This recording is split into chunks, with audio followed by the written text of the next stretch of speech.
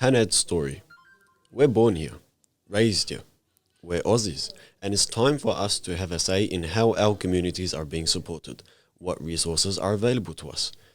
These young people are advocating for our needs, and other young people see this, and they go, hey, that's one of us out there having conversations with politicians, government.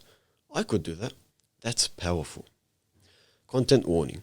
This story contains descriptions of distressing scenes and conditions related to the 2020 hard lockdown of Flemington and North Melbourne housing town. The last 2 years were hard for all of us, but they also made me feel a real sense of hope for the future because of the way young people took on really major positions of advocacy, leadership, and stood up for the community. In a way, I would say the hard lockdown of the Flemington and North Melbourne housing towers was a real turning point in shaping the way Melbourne's East African Australian community sees itself. More than that, it changed the voice and participation, the representation that we have in the broader Australian community. I have never been prouder to be a young Aussie of Somali heritage. I think this change was coming, lockdown or not. I work in the community sector, and I can see that the work of so many youth advocates in the community has really opened the door for so many other young people. And that meant that when the community needed help, advocacy, information, food, just to survive in that 2-week sudden lockdown back in 2020, young people weren't going to wait for someone to open the door for them to lead. They were going to kick the door down, or going through the window, as I say. Just for some background, the lockdown was announced on Saturday, July 4th, around 3:30 p.m. 300 police just rocked up around the place. There was no warning, no time to get essential supplies. And mind you, you're talking about a community that has a complicated history with authorities and a lack of trust with police because of this. For a lot of young people there, it was traumatic, straight away. That was probably the toughest 2 weeks of my whole entire life. Just seeing what went on, just how the community was helpless, voiceless, being stuck, locked up in the house for 2 weeks. You couldn't get out. No information either. People learned what they could from the news. I thought to myself, I have to be there. I have to support my people. I don't know what that looks like at the moment, but I just have to do something. It was a no-brainer. One story still haunts me to this day. It was the 3rd day into the lockdown. At that point, government officials still didn't have a plan for how to manage the situation, no clear lines of communication. Residents had been given expired food, culturally inappropriate, and frozen packs of food left on the floor outside their homes. There was a police barricade between the police and us, the volunteers. One night, when I was downstairs, a mother was screaming, "I need baby formula." She needed a particular kind that hadn't been supplied. She said to me in a language, "Take my baby," trying to pass this infant over the barricade.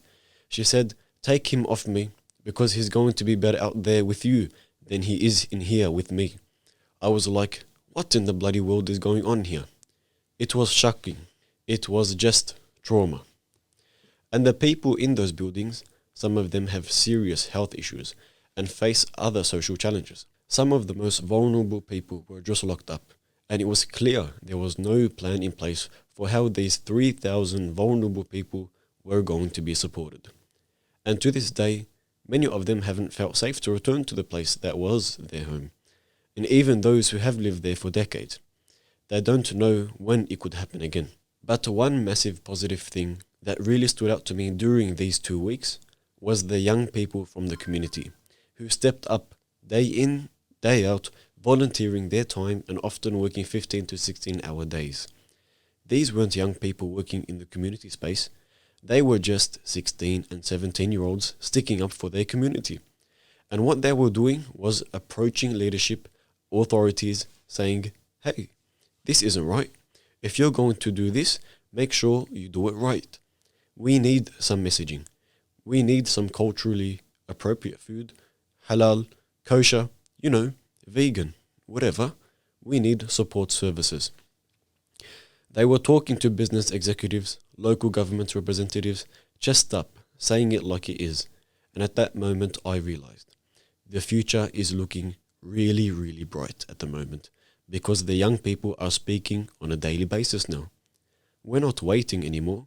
We're out here advocating for our community, representing ourselves as Aussies. We set up a base in the local mosque across the road in North Melbourne. The majority of us didn't even know each other because we came from different parts of Melbourne and Victoria. People just came out of nowhere. We were in this room with teams working on comms, emergency management, fundraising, deliveries, etc. To the point where the government were like, "Hey, who are these people? What organization are you guys from?" We were like, "Nah, we're not from an organization. We're community members. These are our people, so we're gonna help them." We were organizing 3,000 to 4,000 food packages a day with fruit, veggies, meat, bread, milk. We had a distribution list of community members. We had core lines set up. The Salvation Army, Coles, local businesses, the Farmers Federation, the Trades Hall, and others all got involved and backed us up. They recognized the work we were doing was badly needed, and we'd been the ones to step up to the task. We had support, resources, and fundraising all behind us. Media, even international media, was coming in to speak to us, to hear about what was going on. I know many of the community took all kinds of trauma away from those 2 weeks, and that is something terrible, which is still being addressed. But I guess I wanted to share with my community, the Australian community, this amazing hope for the future, which is the other thing I have taken away from that time. Because if this is how young people stepped up over 2 weeks, imagine what we can do in a lifetime. Can do